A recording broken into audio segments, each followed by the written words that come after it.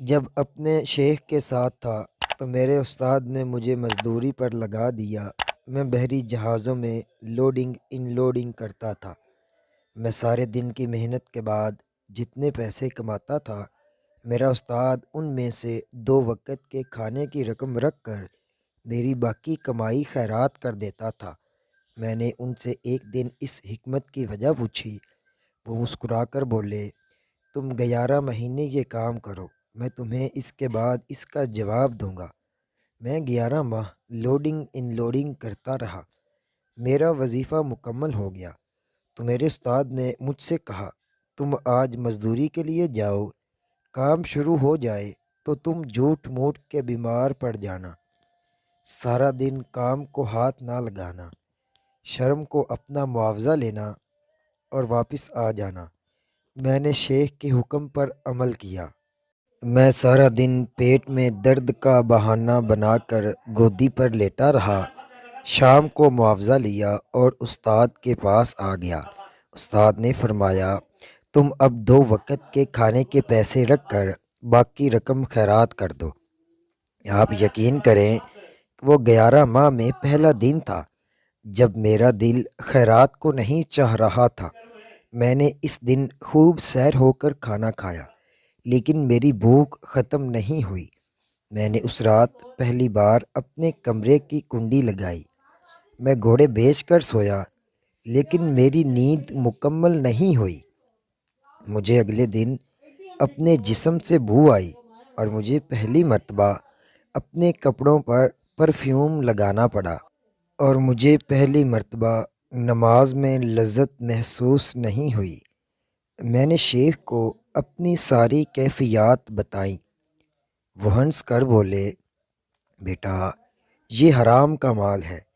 حرام آپ کی زندگی کی تمام نعمتوں کا جوہر اڑا دیتا ہے۔ آپ انسان سے جانور بن جاتے ہیں۔ میرے استاد نے بتایا، جلال الدین، حرام ہمیشہ آپ کی بھوک بڑھا دیتا ہے، یہ آپ کی نیند میں اضافہ کرتا ہے، یہ آپ کے جسم میں بو پیدا کرتا ہے، یہ آپ کا دل تنگ کر دیتا ہے، یہ آپ کی سوچ کو چھوٹا کر دیتا ہے، یہ آپ کی نیند کو پھیلا دیتا ہے، اور یہ آپ کی روح سے سکون کھینچ لیتا ہے۔ میرے استاد نے مجھے بتایا، آپ کو آج ایک دن کا حرام 40 دن ستائے گا۔ آپ ان 40 دنوں میں جھوٹ کی طرف بھی مائل ہوں گے، آپ غنیمت بھی کریں گے، آپ کے دل میں لالچ بھی آئے گا، آپ دوسروں کو دھوکہ بھی دیں گے، اور آپ کے اندر امیر بننے کی خواہش بھی ہوگی۔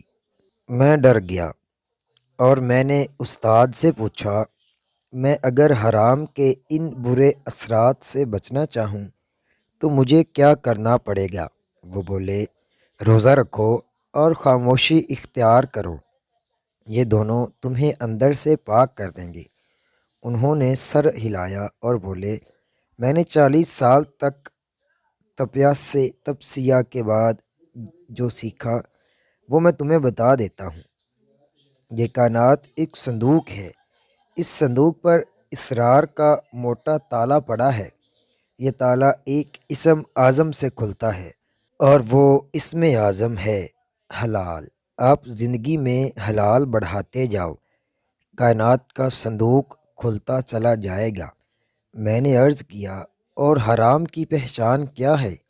وہ بولے، دنیا کی ہر وہ چیز جسے دیکھنے، سننے، چکھنے اور چھونے کے بعد آپ کے دل میں لالچ پیدا ہو۔ بصرہ میں ایک مالدار آدمی رہتا تھا۔ ہر سال شب عاشوراء کو اپنے گھر میں لوگوں کو جمع کرتا جو قرآن کریم کی تلاوت کرتے اور اللہ تعالیٰ کا ذکر کرتے۔ اسی طرح رات بھر تلاوت قرآن اور ذکر الہی کا سلسلہ جاری رہتا۔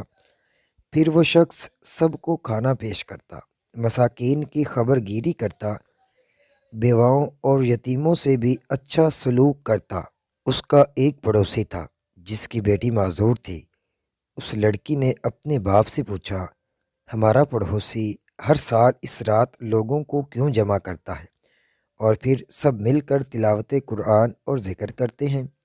باپ نے بتایا، یہ عاشورہ کی رات ہے، اللہ عز و جل کے ہاں اس کی بہت حرمت ہے اور اس کے بہت زیادہ فضائل ہیں۔ جب سب گھر والے سو گئے تو بچی سحری تک بیدار رہ کر قرآن عظیم کی تلاوت اور ذکر الہی سنتی رہی۔ جب لوگوں نے قرآن حکیم ختم کر لیا اور دعا مانگنے لگے تو اس لڑکی نے بھی اپنا سر آسمان کی جانب اٹھا دیا اور عرض کی، یا اللہ عز و جل، تجھے اس رات کی حرمت کا واسطہ اور ان لوگوں کا واسطہ جنہوں نے ساری رات تیرا ذکر کرتے ہوئے جاگ کر گزاری ہے، مجھے عافیت عطا فرما دے، میری تکلیف دور کر دے اور میرے دل کی شکستگی دور فرما دے۔ ابھی اس کی دعا پوری بھی نہ ہوئی تھی کہ اس کی تکلیف اور بیماری ختم ہو گئی اور وہ اپنے پاؤں پر اٹھ کھڑی ہوئی۔ جب باپ نے اس کو پاؤں پر کھڑے ہوئے دیکھا تو پوچھا، اے میری بیٹی، کس نے تجھ سے اس مصیبت کو دور کیا ہے؟ تو اس نے جواب دیا، اللہ تعالیٰ نے مجھ پر اپنی رحمت کا بادل برسایا اور انعامات و نوازشات میں ذرا برابر بھی کمی نہ کی۔ اے میرے والد محترم، میں نے اپنے پروردگار عز و جل کی بارگاہ میں اس مبارک رات کا وسیلہ پیش کیا تو اس نے میری تکلیف دور فرما دی اور میرے جسم کو صحیح فرما دیا۔ پیارے دوستو، اگر آپ کو ہماری یہ دو ویڈیوز پسند آئی ہیں تو ہمارے چینل کو لازمی سبسکرائب کر لیں۔ ملتے ہیں ایک نئی ویڈیو میں۔